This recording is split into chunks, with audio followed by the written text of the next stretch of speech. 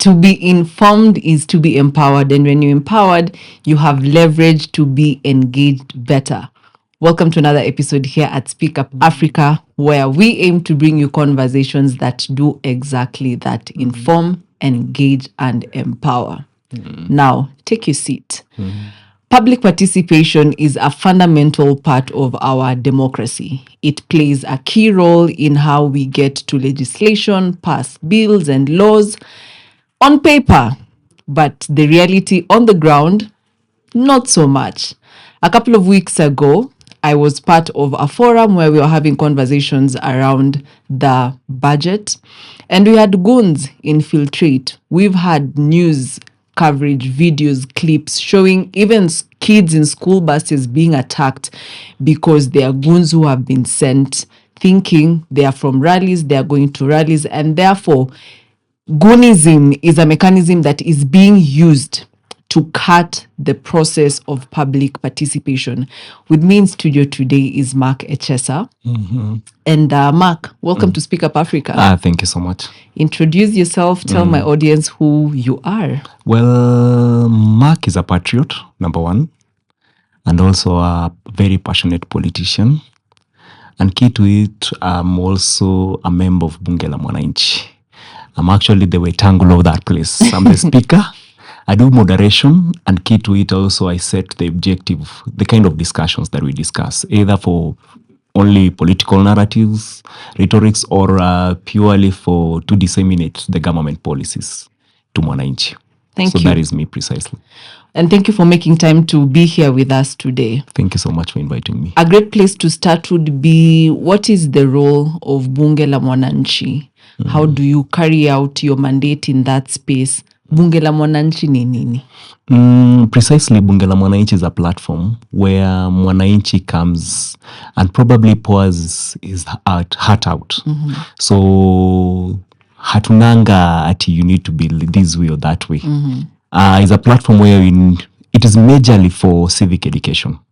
So, hapo tutakuja tuongee government policies principally, and also people come and share their opinions based on whatever is going on in politics. So that is purely what happens. So we don't choose who to come because it is an open space for anyone.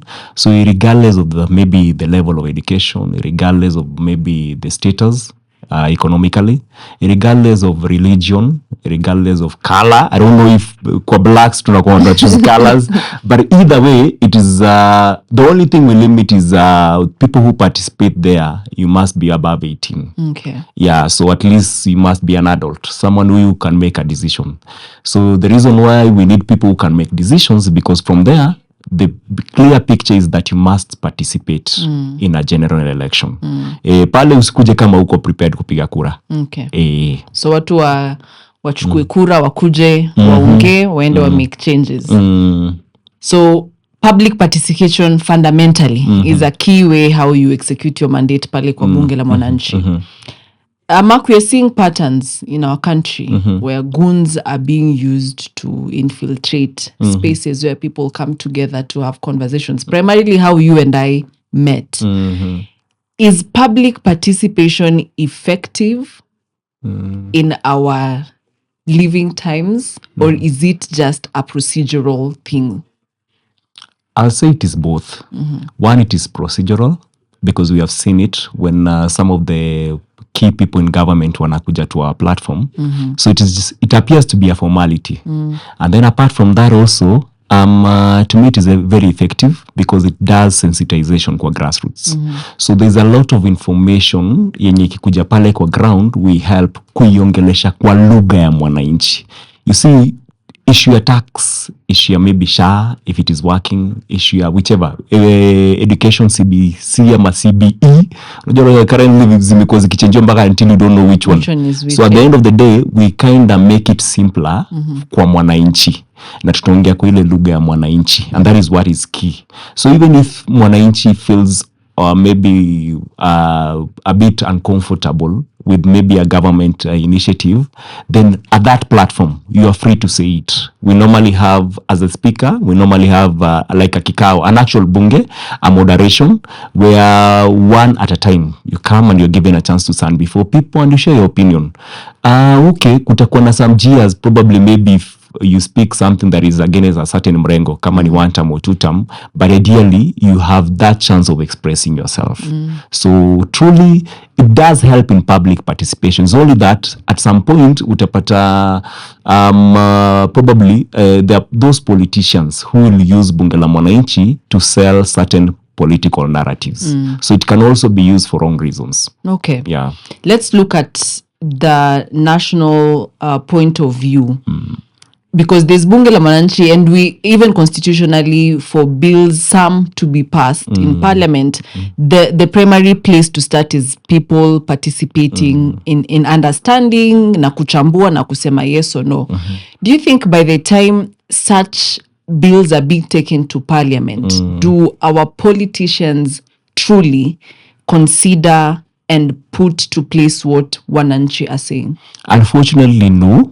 It has been done before, that every time where consent ya Mwananchi is needed, some of our politicians who tend to overlook.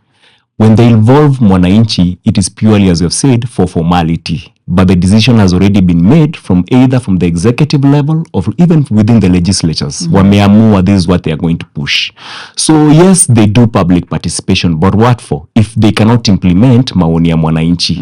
So wakikuja, Mwananchi will actually communicate. I'll use an example of 2024. Truly, public participation was done. But now, when it came to the decision making at parliament, where the MPs was to make voting, you would see they overlooked whatever Mwananchi said. So they tend to ignore. And that is what angers sisi wananchi. That is what angers us. They do it, but purely for formality. So I don't think it is effective to the point of the MPs making an informed decision at parliament. But outside, they do it for visibility. Kuonekana tu. Most of them come to our platform just for visibility, to just be seen. And actually purely for optics. Maybe to shape a narrative that, hey, we are just doing it as per the law. But you would actually realize that when after we may enter to parliament, they tend to ignore whatever Mwananchi said. So Mark, I was in a debate somewhere and someone said, sometimes people from African democracies deserve the leaders they have. And I will want to put the spanner into the works and say this. If we know they come and use us for optics, but when it comes to the decision-making table, they don't include our voices. Do you think we have a voter-based problem? Do you think sisi kama wananchi tukae chini tujiite mkutano? Do you think tuko na shida? Umeuliza a very good question, because before then I had a discussion with same na Mwananchi. Why do we always vote for the wrong people? And to some extent I did understand them from that view, being the speaker. One, they said, how do you know a good person? Ni mtu mwenye hajai hold any position in power, either any elective or a public servant. Ni mtu tu amekuja akasema, by the way, if you give me a chance, I'll actually go and implement this. So you give him a chance, like you are looking for a spouse, unfortunately. Let me use that example. And then you do not know the end game, mkishaingia into marriage. Then all of a sudden someone turns out that he's a drunkard. So do you judge yourself for choosing that person? When you are choosing him or her, you looked at everything positive before. They ticked the boxes. Then wakati akiingia, things change. So are you the one who's responsible for yeye kuchange? And that is where Mwananchi yuko. When our viongozi wanakuja kwa ground, they will actually come with very enticing words. William Ruto is the best example. In 2022, unfortunately, and I tend to apologize to the many Kenyans who are out there, because I was purely William Ruto. 2022, I actually campaigned for him purely. And I was saying, by the way, this is the guy who has a heart. Because anaongea lugha ya Mwananchi. Dynasty versus hustler. And to be sincere, dynasty is up. tuko naona. And by then, the Raila we knew in all the elections in 2022, Raila never had the right conversations na Mwananchi, because the conversation for 2022 was purely economical. But Raila was talking about a constitution, hii mambo ya inclusivity, and by then tungesema inclusivity ni kuweka dynasties pamoja watu rule. And by then we were very angered, because remember, corona ilikuwa imeshaumiza watu. 1 million jobs had been lost. Raila was talking about inclusivity in this way, that power, prime minister and everything broad-based. That was the conversation we were talking about. But William Ruto actually, I would say, capitalized on the opportunity ya kwamba Kenyans were angered and they were needed an economical solution. And by then William Ruto coined a very good narrative. Dynasty versus hustler, bottom up. And sisi wa Kenya, sisi wenye huko we bought it.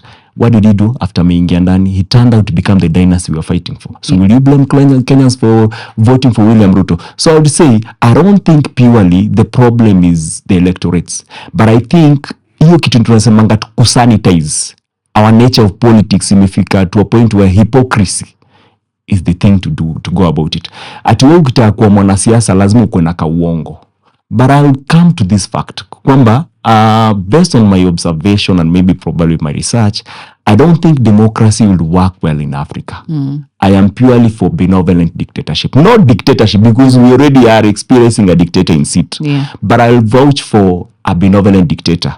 Why am I saying so? Because statistics has it that kwamba any country that developed from a third world country to a first world, and you mentioned them, William Ruto anatuambianga Singapore, South Korea, all of them had a benevolent dictator. They never had democracy. So democracy is not our own making in Africa. Actually, we come from ile idea monarchs. Royal families were ruling us. And by then you'll actually see systems were working then. It's only that not, okay, you would actually see kulikuwa na some oppression, but they were working. So if you can find a benevolent dictator, we can actually prosper as a country. It's only that not William Ruto. Okay. As for now. So honestly, you've said it very well. We were vulnerable then. He curated the right narrative and that got him into office. We will not blame Kenyans for that. But 2027 is ahead of us. If we don't vote and make the right choices, and we have this government going back, at that juncture, would we be right to say we blame Kenyans for not making the right decision? I'll ask you, what is the right decision for 2027? Change. Who represents that change? That is where the question comes in. Why am I asking so? Is because in 2027, if you are given William Ruto and Gachagua at the ballot, who represents change? The status quo continues. So the deception is, the right people do not go into politics because politics has been made for goons. We need change, but who represents that change? We were having a discussion juzi. Kwanza ilikuwa hot kabisa, and people were saying, "Aya wewe to mention hii candidate wetu." And to me I was like, by the way, tukiangalia kila candidate hakuna msafi. Who is neat? And to me I came to this reality. Now I started talking this. Tutafute shetani wetu. Look for our own thief. As I was saying, you look for a thief who has a good heart. Because now we have accepted all politicians. The moment you get into politics, hata kama ulikuwa pastor, William Ruto was a pastor back then. Is he not the same person who's oppressing us right now? Murkomen was a pastor, actually an evangelist, a worship leader. Is he not the same person who's making the wrong decision in the Ministry of Security? So at the end of the day, the moment you get into politics, you need to accept this reality. Kuna some uchafu to have to do. But that is the reality of bringing change. Every dictator in the world who took their own country from a less developed country to a developed country had to get his hands dirty. Tunatumianga the worst example. Inakonga very naughty. Kwamba ukitaka kufungua sewage kwa choo, wewe utaingia ndani, utatafuta plumber. Aingie kwa hiyo uchafu yote, atoe yende. And then loo yako ikuwe neat. So who's the plumber in 2027? He's the person mwenye atakuja na gambut na nini. So we are not looking for a neat person. We are looking for a plumber who's kind of dirty but has a clear intention of saving this country. And then we started looking. So tushakubali kila mtu ni mwizi. Then sasa tutafute mwizi wetu. And unfortunately 2022 we voted for our own thief, but he betrayed us. 2027 we are still going to do the same, because I won't lie to you, who among them is not a thief? but who is the thief who can eat na common mwananchi? Kwa mwananchi muangalie, unajua by the way when I say ati our own thief, to someone else anasema what are you saying? But I'm saying the truth, kwamba every politician who gets into power to some extent kuna some level of issue ya integrity. Hiyo ndo nature ya politics ya Afrika. Do you think we can change that trajectory? Yes, we can. That we have servant leaders who go there. I remember I had a guest who was sitting right where you are, Mark, and I said, it is in African democracies where individuals are elected to office and all of a sudden they're glorified to small gods. You won't find them. They're driving the big cars, living in the leafy suburbs, and rarely are they in the office serving the people. We can count the number of times our president has been to his office at Harambee, you know. But we saw an uprising with the Gen Zs, you know. Do you think there's a possibility that we can revolutionize that and say people who will get into office will be servant leaders? I know you will be in the ballot in 2027. We will get there. Can we sanitize the system? We can't sanitize the system, but when you began, you said in Africa, it is only in Africa. But I'll delve majorly. But I'll delve into this. Give a comparison to Europe, countries that are well developed. For how long have they had their democracy? For over 200, 100 years. But when they began, walikuwa all that rosy as they look like, sai, no. Must have been difficult. So if they had to start from somewhere, and that is our reality. Our reality is that we can bring change, but we need to start from somewhere. And that somewhere is that we need a character that to some extent is a patriot. You know, by the way, you need to realize that even if we give an example in Kenya, do we have national values? Sometimes we have visitors from China, students actually, who come at Bunge la Mwananchi. And there's a team that came, I think it was early this year in January. They came just visiting. And wanachukua video. So I took that initiative ya kwenda kuongelesha. Tulikuwa tuendelee kao, but by then I was not the one who's moderating. Nilikuwa nimeassign mtu. So in Kenya nikauliza, so hey guys, why are you taking videos? Why do you look so shocked? And they were saying, hey, by the way, we were told that in Kenya there is a place in CBD, that is in Nairobi, where people just sit down and talk about the government. And we are shocked that this is a reality. And I say, okay, no, what is the shocking part is that back then in China, hakunanga space ya kuongelelea about mambo ya governance. And I told them the reason why in Africa we have to take time to discuss about this is because here systems do not work. Back then in China, you will not get that opportunity because systems are working. Unamaliza campus, industrialization iko everywhere, as in hakuna space ya unemployment opportunities. And then hata wale wenye run their own business, you have enough to a point where pali penye mnaenda kudiscuss ni place ya recreational activities, mnaenda tu kurelax, mko huru pa mko whichever, mko watamu. But in Kenya kuna a lot of imbalance to a point where most of the young people opportunities are wana. So they have to vent out. And that is where we need to begin. Who is that leader will come on board and accept the reality that, by the way, tunaanzia scratch. Na kuanzia scratch ni kudeal na corruption head on. And you know, this is a country where in a control on cartels. Actually in Africa, 90% of all governments, they are controlled by cartels. Cartels being politicians. I said this, kulikuwa na a very good example. If you see any economy where 90% of the billionaires are politicians, that is a rotten economy. And in Kenya is a reality that if you want to see a billionaire, you must be a politician. So that is the unfortunate thing. So wewe utendaje kufight na billionaires na wewe ni mtu mwenyewe mfuko haiko sawa, tuanzie hapo. Unfortunately kuna vile utacheza mchezo usurvive. Because now funding ya kampeni yako, funding ya system inafaa kuanzia hapo. You need money. You cannot fight watu wenye kuna pesa kama wewe una resources. And that is where it begins, even for your own security. I am a really great admirer of Edwin Sifuna. But I was telling people back then kwa kikao. Actually it was a conversation of last week.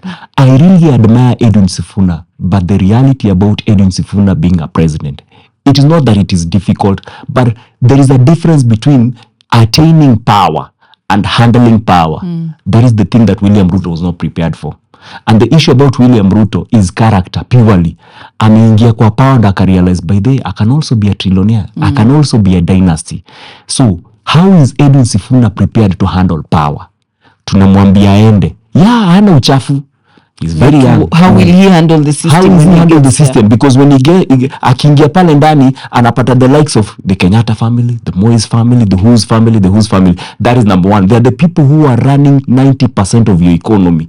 When you want to make a decision about taxation, and what when you create employment in the economy, because they are running hotels, they are running companies, they are running the industry. So these are the people who will sit down and is an equal politician like you who has an interest.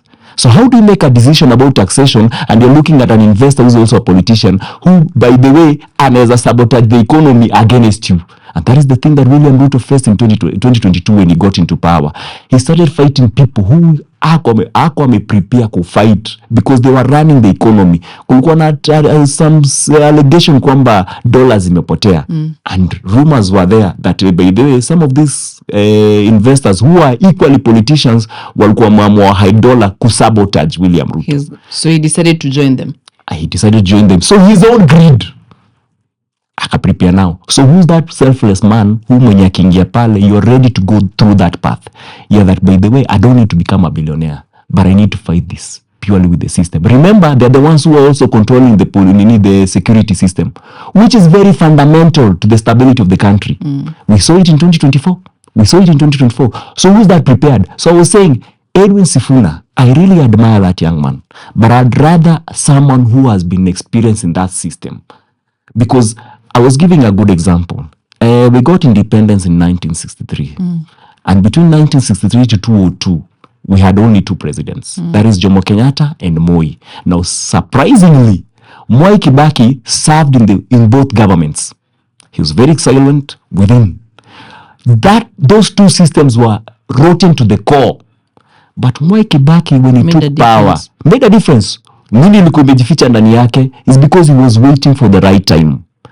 John Pombe Magufuli of Tanzania, same like Mwai Kibaki, was in hiyo chama inaitwa chama cha watu ya Tanzania. For over 20 good years, Tanzania was rotten to the core because the president who were there hawakuwa na roho ya wananchi until Magufuli took a chance. And Jakaya Kikwete said, this is the man I'm supporting. When Magufuli took that chance, he changed Tanzania for only within 5 years. So me, I'm saying, Edwin Sifuna, is he prepared to handle that power? Who is prepared according to you? And to me, I'd rather choose an old guard. Like who? Like someone like Matiang'i. And I've always been very bold to say Matiang'i. Why? Because he has been tested. Right now, the reality of 2027, we need a president who has been tested within the system. Did he pass the test though? He actually... Does he have a testimony from the test? He has. I can actually share the testimony with you right now. Okay, because fairly, Matiang'i performed. When Matiang'i got into the presidency under the leadership of, not presidency, ministry, yes, under the leadership of Uhuru Muigai Kenyatta. Actually, Uhuru Muigai Kenyatta is the one who scouted him as the CS. He was given a chance as the IT, Minister of IT. He made change. Do you know even whatever we're enjoying here is because Matiang'i made a foundation, built a foundation. When he forced Kenyans to move from analog to digital. You can laugh about it, but I did juzi nilikuwa nafanya some research and I realized in East Africa the number of people who have smartphones, you see how that thing looks in a kandogo. In East Africa, Kenya iko highest. Our population at least 80% adults, more than when you're above 18 years, wako na smartphone. Go compare it to Tanzania and Uganda. Angalia the number of people, the percentage of adults who own a smartphone. A smartphone is a digital platform where you can just swipe and just check information. And you see what more than I refer to a smartphone, because also that smartphone inatumika as a tool of you accessing information. So when you go to Tanzania and Uganda, the reason why wanaishi in a very retrogressive system is because access to information is an issue. Matiang'i laid a foundation through forcing Kenyans from analog to digital. That is number one. Give him a tick. Come to education. He ensured kwamba wizi. My friend, mimi nilisomea mambo ya 844. Unajua hata CBC ilianza juzi. Nilimaliza katikati ya Kibaki akienda kumaliza his term. Tukienda kwa Uhuru. So that then I understood. I experienced kidogo of education. To the higher primary. So I can attest kwamba Matiang'i was a Kibaki. because number one, back then competition ya 844 ilikuwa ni mashule zinaiba exam. Matiang'i ensured that even if you are studying in Northeastern, you had equal opportunity utapata a chance to get an A equally na utenda campus. Help was functional regardless of how corruption was, because mimi niko naambia watu I'd rather a corrupt system but services zinafikia mwananchi rather than a corrupt system that inaibia mwananchi kabisa. And this one is a corrupt system that even the last coin you have inakuibia service. You're paying SHA, ukienda kwa health hauwezi access SHA service, health service hauwezi pata. Education pesa na iko, we have the highest budget of education. This government more than 700 B twice last year and this year budget, and yet bado utapata hata pesa ya exam only 5 billion shillings haipatikani. And yet a whole president will ensure that ana make visits to abroad. An equal budget ya exam bringing what? Mediocrity. And that is the man you're saying kwamba by the way tutam. So to me, for Matiang'i, he ensured education was there.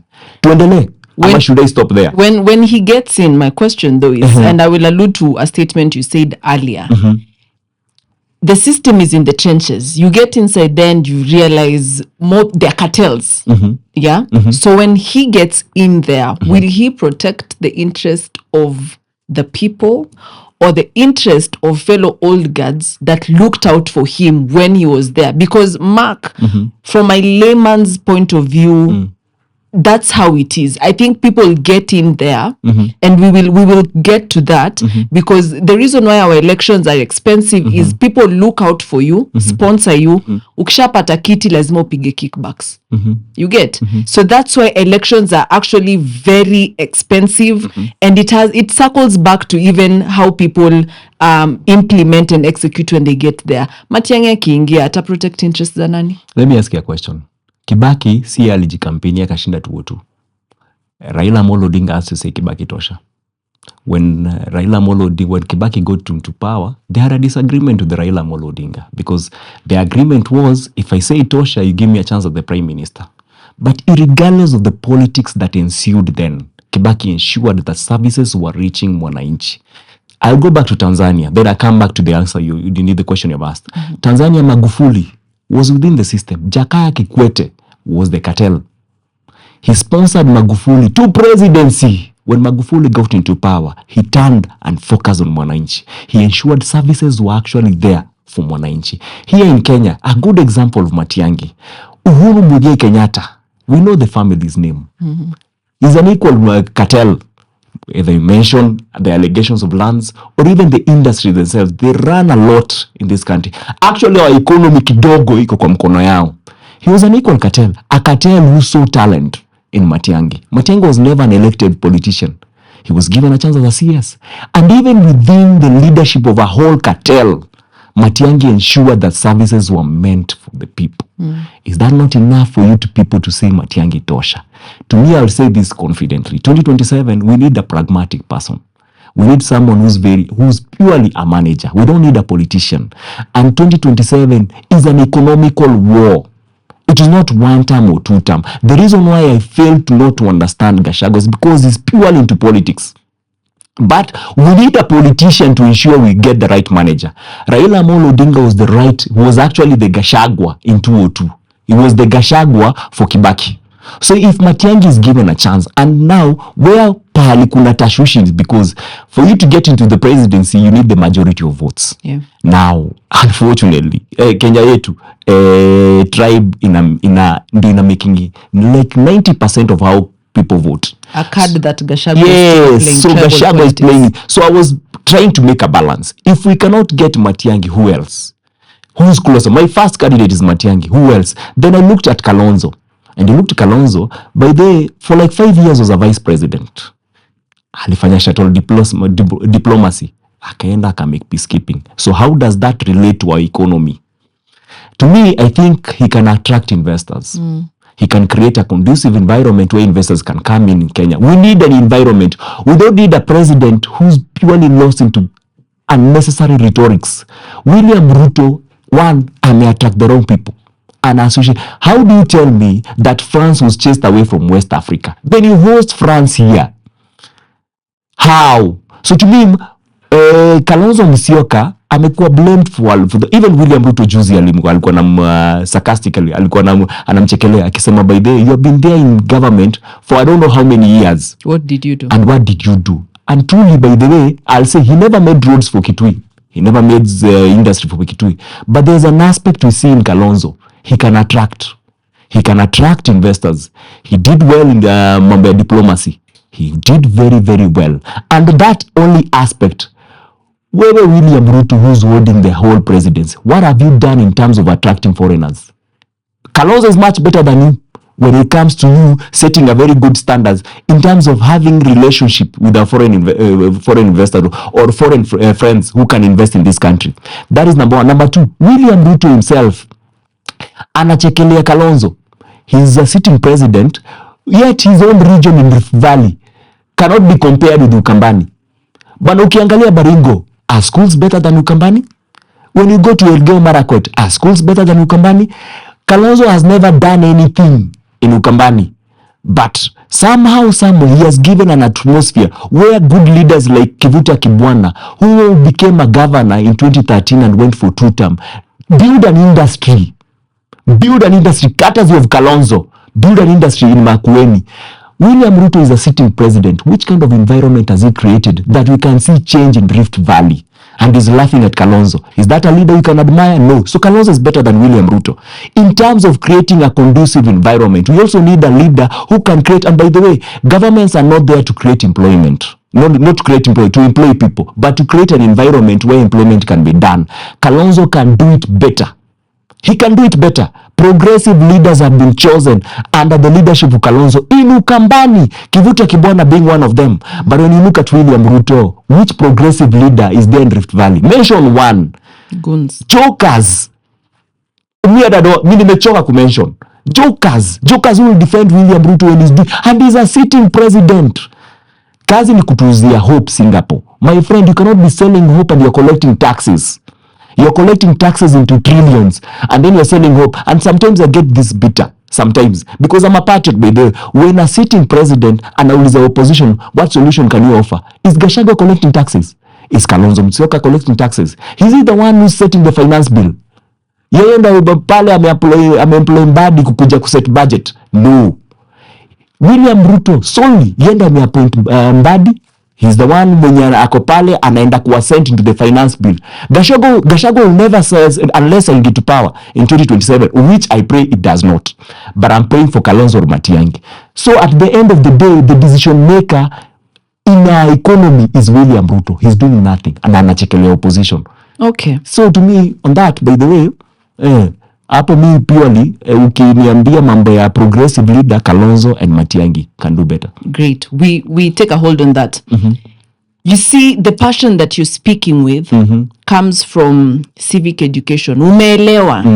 Ume understand how corruption is working. Ume understand how money is being siphoned. You've understood how the mishaps are happening.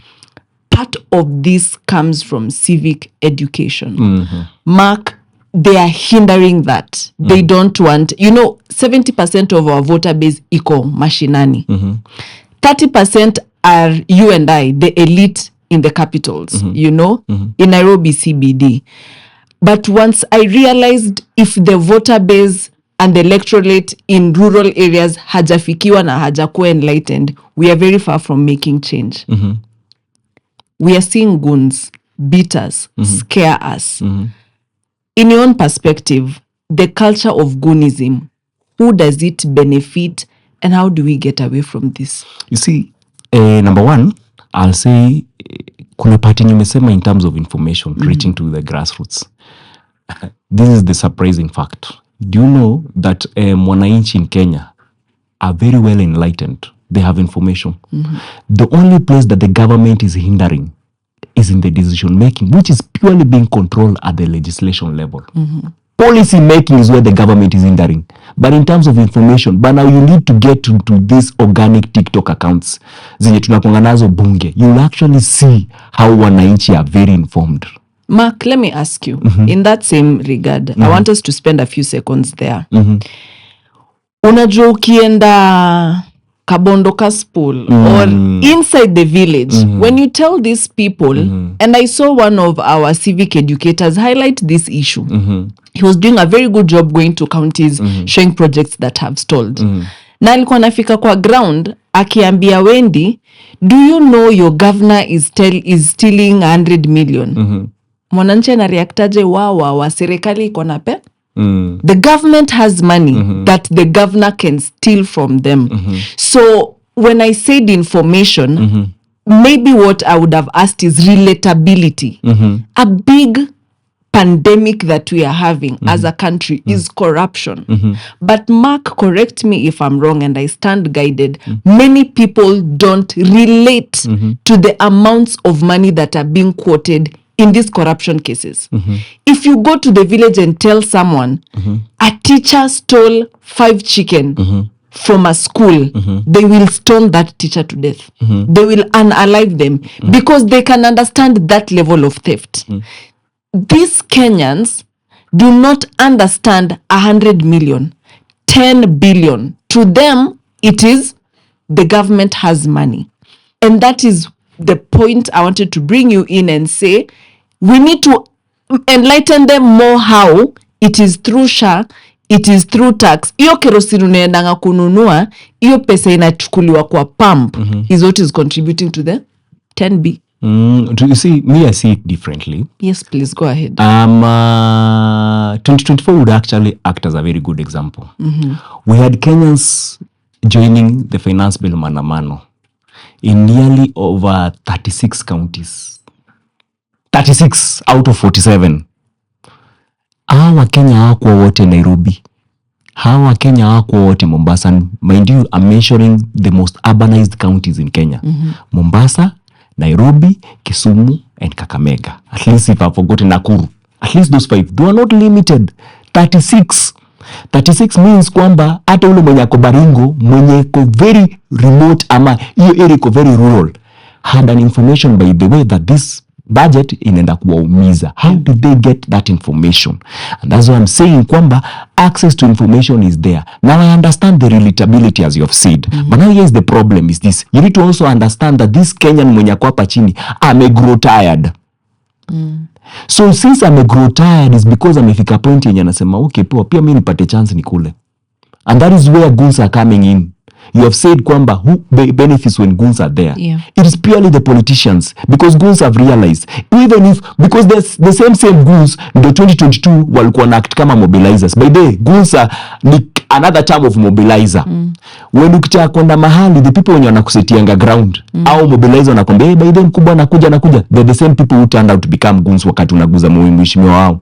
So wakati hao watu walikuwa wanafanya mobilizing for the mheshimiwas, what happened? The moment the mheshimiwa got into parliament, he forgot them. So again wanaangalia 2027 we do another circle. Hapana. Situkuleia sahi.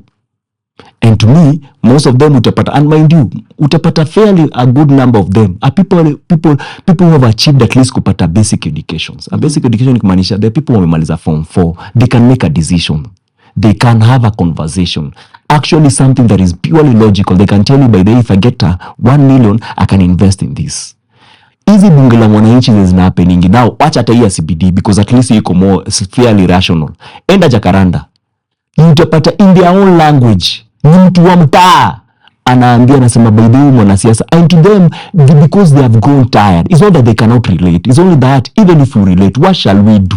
That is the question they keep on asking. What shall we do in 2027 that even mgeni mwenye tunampatia power hata to betray? And as bunge la Mwananchi, and actually I'll say this, we are trying to look for a way, actually come up with a bill, and we are planning to propose this on how we can actualize recalling of MPs so that history ya Goons imiishe. 2027 tukupigia kura ndio an MP. Hapo mbele ukitubetray after 2 good years, there is an actual process where apart from signatures, because we realize that IEBC to trust, but there is a way even we can tunaweza ingiza ndani judiciary where people can go there, file a petition tupigana na wewe kwa koti. Because mambo ya IEBC ya signature ndio inatugonganga ati collect 1 million or 100,000 signatures, then ikishafika IEBC tunaambiwa by the at hizo signatures si authentic. So why don't we go take you to court, find a way we can have a political court where if Kenyans wamefeel you can file a petition, then wewe MP defend yourself, because here IEBC the problem is verification ya signatures. Hapo ndo problem iko, but we are looking for a way where a bill we can be recalling MPs. Prime Minister wa UK ameresign jana.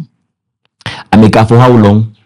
And mind you, within 5 years I don't know how many they have resigned. Sasa mimi nauliza wa Kenya, tutaipata kiongozi anaweza resign? MPs need to be recalled so that we can stop goonism. Right now, if you're an MP, you have not performed within 2.5 years. Actually, fake 5 years sawa, but manafaa kuwa nako kamid 2.5 years. If Mwananchi ana feel uncomfortable, wananchi wanaaloiwa within that period, go and file a petition, because kwa saa hii IEBC bado hatujaielewa. Enda pale file a petition. Let that MP akuja patana nawe kwa kuti. We choose the best lawyers on pro bono wenye wako purely patriots to this country, and they go represent Mwananchi. If it is I'm a member of mimi ni constituency yangu ni Embakasi West. I don't have an issue with my MP, but I'm just using it as an example. If I have an issue with my MP, naenda pale and we file petition, and then tunakaa pale, then you as an MP, you have also a chance to defend yourself. Why have you not performed in the first 2 good years, and you have been receiving 120 million shillings for CDF? So prove to us that you should not go home. Then through the court you present yourself, because hii ujinga ya IEBC na mambo ya pale parliament tumechoka. So the greatest problem of Mwananchi is because they have grown tired and the alternative is not there. So what do? Wanasemanga, if you cannot beat them, join them. When you go to the Romans, unfortunately, if you go to Kenyans, do what the Kenyans do. We have grown tired. There is no an alternative. And mind you, change inaanzianga pale juu. And I do believe na hiyo statement inasemanga kwamba samaki inauzanga kuanzia kwa kichwa. If the president himself is setting a bad example in terms of corruption, look at the amount of spending State House. Unatumia more than 10 billion shillings kwa renovation ya State House. Na saa hiyo kuna watoto wanakuambia hata pesa ya exam, pesa ya shule, capitation haipatikani. And he's seated there. By the way, I've never seen the president calling a crisis meeting na CS wa education akamwambia, why did the nearly 800,000 students capitation walikuwa delay? Only that delay, only iko hapo, I'm dismissed. He never bothered. But saa hii mambo ya maandamano inakuja, washapanga a month before, washa prepare. Look at priorities. We have misplaced priorities. Okay, Mark, let's try and put things into perspective.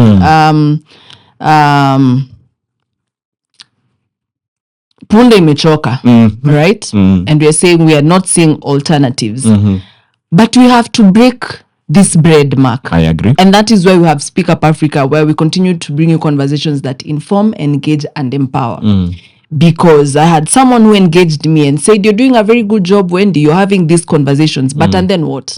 You know, the same way someone would say, Mark, tutaenda kwa barabara hadi lini? You know, how about we changed the approach to it and started looking at legislative approaches like the one you're saying. But Mark, if our politicians make us very vulnerable, and I want to take you to a key point that you've said, watu wanakuanga corrupt si ati ni mafala.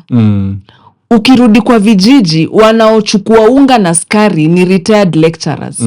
Ni madam, bibia, head teacher. Si ati watu ambao wajaingia kwa class. Hapana. Ukikuja hapa kwa vijana, ni watu wako UN, watu wako, universities, Moi and all that. We are the same people betraying the system by joining them. How do we break even, Mark? You're going to the ballot in 2027. Sorry to say this, I would not be very surprised if I meet you 3 years from today and I'm trying to get a conversation and you're like, talk to my PA, chukua 5K at lunch, You're driving with your cruiser. I'm humbled. Because that's the culture we are accepting our leaders to have. Okay. As an aspiring leader, from where you sit, right now, you are pointing fingers. You are shedding light on what is happening. How do we make a change? To me, as I've realized this, you do know consistency pays. For us to get independence, actually for African countries to get independence, they had to be consistent with their pursuit. They complained, people died. Consistency is the only thing that will bring change in this country. Now, who ensures that consistencies. To me, I believe they are not all of them. We cannot blanket all leaders are bad, but I'm 100% sure kuna a few. It's only that you may not know who. One, kuna voices kama unajua sasa nikijaribu kutafuta among the MPs people who can set a good example. I've not seen any. Nyoro amenidisappoint juzi. He was among the most progressive leader mwenye ningesema by the umse kuensure he has been, but after he failed to vote ili disappoint sana. Yeah. Okay, Sifuna has not yet disappointed me because as a senator, I'm a perform.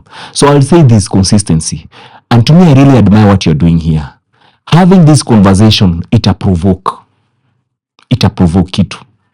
It a provoke because in 2024 is because Raila had set a standard. For over 20 good years, that man toiled in the streets, fighting for liberation. We never understood what. But right now, because we have that freedom of expression, is when you look at Raila and say, by this guy fought for 20 good years. But now there is no opposition leader in the whole world, and I'll dare you to show me one, in a democratic space, without going to the vigilante way, atunaenda huko kwa bush unatoka na bunduki. 20 good years in a democratic space where law and order is ensured. Umekanga kwa street fighting different governments, only for one thing, liberation of your people. That consistency ndio ili create 2024 maandamano ya Gen Z, and they actually acknowledged, wakasema by the way, baba kaa kando, it is now our turn. And to me, I do believe out of all this conversation, there is something that is being provoked into the many patriots who are out there, who will dare 2027 and come in either as an MP, as an MCA, as a senator, as a governor, and eventually as a president. Atakaa ndani na aseme hapana, imetosha, sasa tufanye ka, we might find a Magufuli. And to me, I'd actually say having conversation is what will help us, because somehow hiyo information inaenda na mimi nasemanga time always in a giving an opportunity to someone who's actually well prepared, and time ndio ina creating hiyo part ya perseverance for something. So to me, I'll say this, having this conversation is the only way. That is number one. Number two, I think identifying personalities huko chini. I've always been telling these people pale kwa grassroots, by the way, sisi saa hii to agree that pesa ikikuja 2027 tutakula, but ukikula, kumbuka hiyo pesa unapatiwa isikununulia uhai yako for the next 5 years. So wakati unakula that 1,000 shillings, kumbuka by the way that as you are going to that ballot paper, you need to choose your 5 years how you will live. So chukua pesa, because hiyo pesa ni yetu. Actually wakuja bunge tunawaambianga kula pesa, but after ushakula pesa 2027 vote for the right person, because imefika reality. Mark, how many people have the discipline to do that? I've had conversations, and there's that thing of, you know what, the attitude as we go towards 2027, kula kwa huyu, kura kwa yule. But Mark, the place we are at right now, we are in a financial crisis. Why should we eat that money? That is, we tumeshasema it is our money. The other day we saw the president. Even after we said no Harambes in church. Thank you 1 million. Thank you 1 million. Thank you 500,000. Thank you MP 200,000. There is no way, with the kind of salary and access of money our members of parliament have, they have the capacity to fundraise the way they did. So tukikula kwa yu na tupige kura kwa yule, aren't we shooting ourselves kwa mguu? I don't think so, because as I said before, unajua dealing with someone who's very desperate, who does not have an alternative, is a different thing. And I'll say this, well, imagine that maybe you're employed, your pay slip unadidactiwa SHA, unadidactiwa saini SHA house levy, all those deductions are being done. Then because of those deductions that are being done, hizo taxes zote, you expect a certain level of service. So unaenda pale, ile pesa nimebaki nao is purely for survival. By the way, Kenya saa hii wengi wanaishi on survival. That's true. And to me, unapata mtu mwenye ako na hiyo pesa anang'ang'ana for survival, because lazima ainsure kule and atafutia way kuensure kesho atafika kwenda kazi. So wakati problem imekuja na unaangalia, unapata ile pesa yenye imekuwa nikididactiwa ya SHA, umeenda hospitali, either your own relative or someone close to you, umeshindwa kulipa hiyo bill, na ule mtu aya Unfortunately, because I've seen this in Bunge, mnasema simchange kifamilia, unapata even to raise that 1 million ni shida. So who else wanakujanga pale Bunge wanakwambia Mr. Speaker, wewe una mwanasiasa unajua? Utusaidie. Nikiendea mwanasiasa atanipatia pesa 1 million nipeleke tu pale. Kitu ya kwanza nafanya mimi nikiwa pale ndapiga kipindi. Tunaitaka kipindi kwa ground. Unaona unamdanganya na sifa zenye haziko. So that hiyo pesa itoke ifikie huyu. Mheshimiwa, wewe ndio kiongozi. Na mind you is the same person mwenye amevote yes kwa finance bill. But because I need that 1 million and I'm relating, and you've said relatability. Relatability, you're looking for solution on the alternatives you have. The alternative is the taxes that are being collected cannot provide a solution.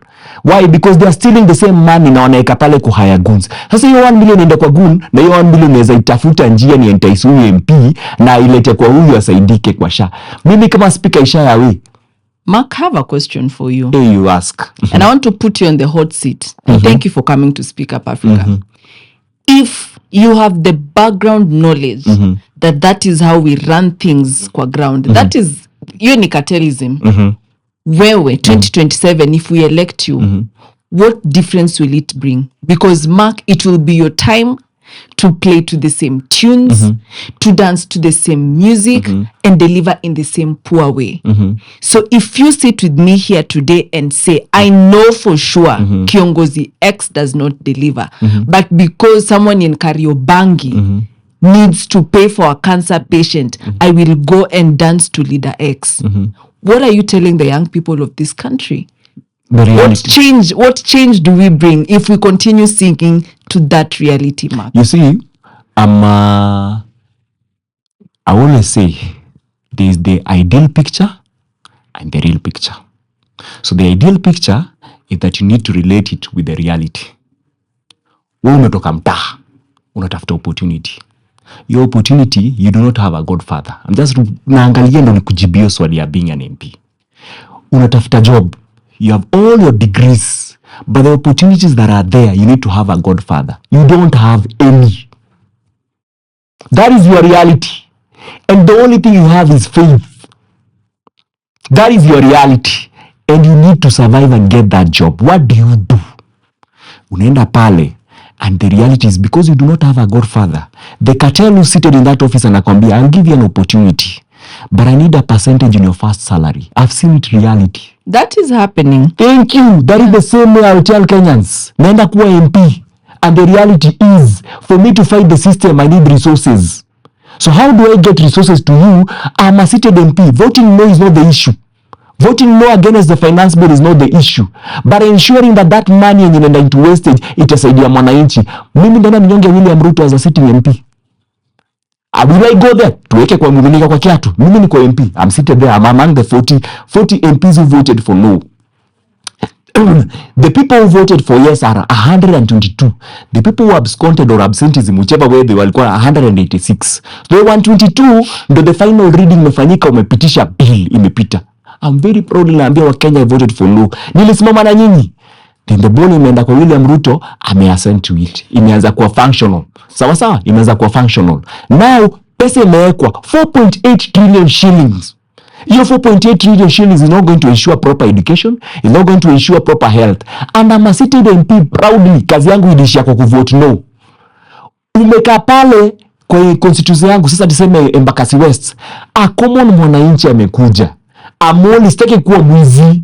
Sasa mimi ndio Mark the Holy One. Pastor, nimekaa pale. I'm only depending na salary ya MP. Nimekaa. Salary ya MP ni 1 million. A population of maybe around 40,000. Population ya constituency ya Embakasi West, I think ni around 100,000. 100,000. You have around maybe 10,000 wamekuja pale. Mheshimiwa, ile pesa nyoleka ya CDF ya basari haijatosha ya school fees. Na apart from hiyo, nisaidie mtoto wangu, kuna ni mgonjwa lazima aende. Shaifanyi. Ndena ninyonge dual health. Nimekaa, mimi ndio huyo mwenye nimevote no, niko na mwananchi. Sina pesa. Salary yangu nina familia kulinda. I'm sitting there only depending on my salary because I do not want to steal. I'm saying this because I sat down with one MP. I don't want to mention name. Very good one. Leo nimejana nimeona alikuwa senator ameleta shida sana. And he told me the same, what do I do, Mark? Nimekaa, sitaki kuiba. I only have a salary. Hii pesa nye watu wanachukulia taxes. Nimevote no. kusimama na Mkenya, but the government of the day will ensure your pesa inaenda kwa wastage. What do I do to ensure huyu mwenye amekuja pale, because pia mimi ni binadamu, amepata proper health because mtu wake ako hosi na anaenda kukufa, na I only need that 1 million shillings. What do I do and I've not stolen? Nijikate mara 3 niko 1 million. What do you do? Mark, I'm giving you a practical example. And I'm seeing that. Yes. And what I would want to say is, then how do you help the community? Because practically speaking, if there are 10,000 of them, you as a sitting member of parliament, you don't have the capacity to cater for all their needs, Mark. And this is the conversation I would want to open up to Kenyans. We need to fight for the systems and not for individuals. Because, Mark, if SHA is working, there's no need for your members of the constituency to come to your home. Do you get my point? Very true. If education is working, they have no need to come and camp at your gate, because systems are working. And for me, the future of this country is dependent on functional systems. Period. So the thing that I think what I was trying to put across is we cannot fight as individuals. All right? And what I was saying is, you see the culture of saying kula kwa huyu kura kwa yule. It is a dangerous ground, because then how do we defend and revolutionize and bring a change? Unajua nikwambie kweli, word over, there is no revolution that began with Mwananchi. It began with one individual. There must be a leader in every revolution.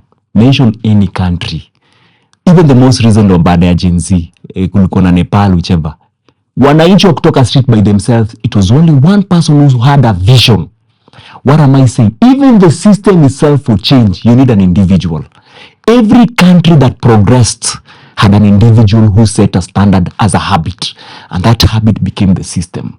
When you go to Singapore, we normally mention Lee Kuan Yew.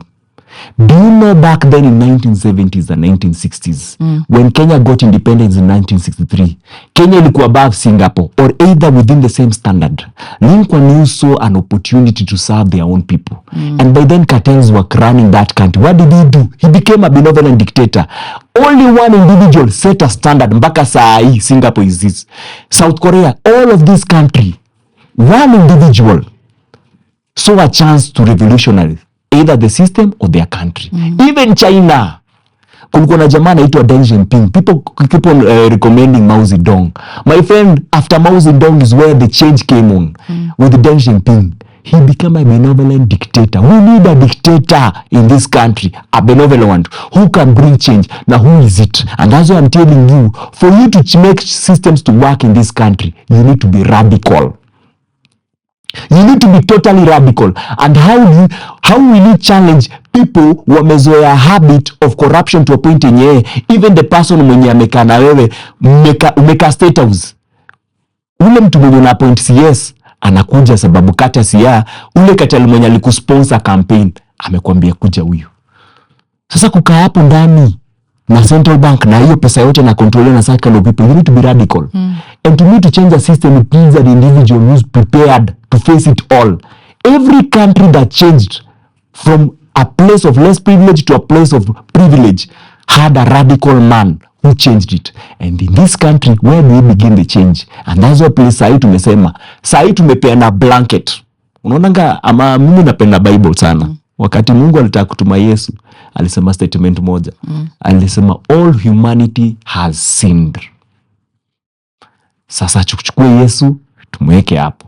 Sasa tunaanzia na huyu. Only one man brought something that God looked na akasema, now I'm proud of what I've done. So in this country, as we are going to look at MPs in 2027, we need to accept our reality. The probability of them turning things is high. So we are looking for a good thief. Okay. That is the sad reality. I'm not saying this because I'm proud. I'm saying that even when I go to Kenyans, mimi nasimamanga pale bunge, naona niambia hata wewe Mark, unajua by you're the first one to tell me this statement. Unasema hata wewe unaongea hivi passionately. Wewe tutakuja nikwambia by the way, mimi pia mimi najijua. Mimi ndio nipigane na nyinyi vizuri because nikishaingia, si nyinyi mtakuja mniambia mwesh tuachie fair. Ulipenya utufanyie nini? Sasa ni naambia I'll be a good thief. Ndingia pale, nichukue pesa, and I sought system. A good example of a good thief, and unfortunately to mention him, now in disappoint Juice is Ndini Nyoro. Why am I saying this? Because he was heading a parliament e-park as the chairperson. People questioned, how did Ndini Nyoro ensure that education was affordable in Kiharu? Yeah. He had access to resources. And the population at Kiharu was so small compared to the amount of resources alikuwa na access. And because he's a good thief, he decided to utilize that opportunity to serve his people. He served his people to a point in ukienda pale Kiharu, Wakenya tunakuwa disappointed that Ndindi Nyoro never voted for no, or he was not there to vote. But the people in Kiharu can attest that Ndindi Nyoro has ensured that when you go to school, you'll pay school fees only 500 shillings. And get quality education. Thank you. So, if you become a Robin Hood in that way, you steal and you go serve your people. That is the unfortunate and most painful process that for you to change, you need to pass through that process. Magufuli set that kind of example. Okay. Yes. All right, Mark, the good thing about Speak Up Africa is such conversations continue. And we want to say we've just opened, I think I had so many questions and I've barely gotten to point number 5 and our time is well spent. Okay. And I'm looking forward to having you here again. Thank you so much. Because we need to have these insightful conversations to bring the change we want kwa ground. 2027 uko kwa ballot. Give me 2 strategic ways that you want to do things differently that will make a change. Number 1, you've said be a good thief. Hiyo naye naenda kuandika chini. You will definitely become a better thief for us. But even as you're giving us your parting shots in the conversation we've had, what are the 2 top things in your people's manifesto that you think as an aspiring leader in 2027 can bring a change in the future we want to see? You mentioned something that was very critical, the system. And the system works on policies. The purpose of you getting to parliament, whichever, either it is in the county level, because we also have MCAs who are still assembled at the assembly, where they make decisions at the county level for the governor to implement, or at the national level as an MP. It is purely on policy making. So to me, I look at policies that are people oriented. Number 1, policies that will ensure health is good. Policies that will ensure education is available kwa mwananchi. Policies that will ensure kwamba the level of insecurity where policemen work with goons, either itaisha ama itakuwa, you'll be accountable for it. And number 2, which one I always say, I'll make more noise and enough noise to ensure I sensitize many Kenyans to get into parliament. People who can bring change, because my friend, work ya change haikuangi one person.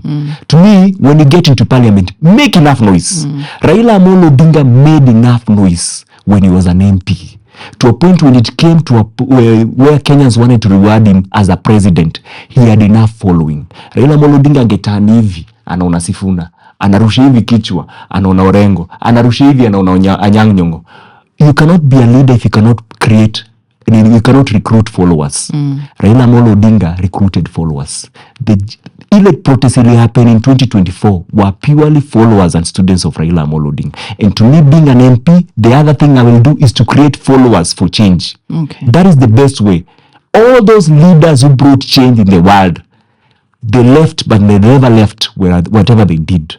They left a legacy where people can be followers. So to me, I do believe being an MP, apart from being a good thief, I'll create many followers for change. That is me. Mark, thank you. Mark, thank you so much for making time and coming to Speak Up Africa and talking boldly and fearlessly. Here at Speak Up Africa, we continue to bring you conversations that aim to engage, inform, engage, and empower. And the truth is, a good leader have your following, a battalion that will fight for you and bring the legacy to generations that will go even beyond you. And again, as Kenyans, our duty is to engage in civic education and participate in democratic processes to ensure that the change we seek on the ground is being taken to the parliament. Thank you for joining us on this episode. My name is Wendy Lois for today. We will love you and leave you, and I will be seeing you in the next one. Again, Mark, thank you. Thank you for coming. Thanks so much. Kwaheri.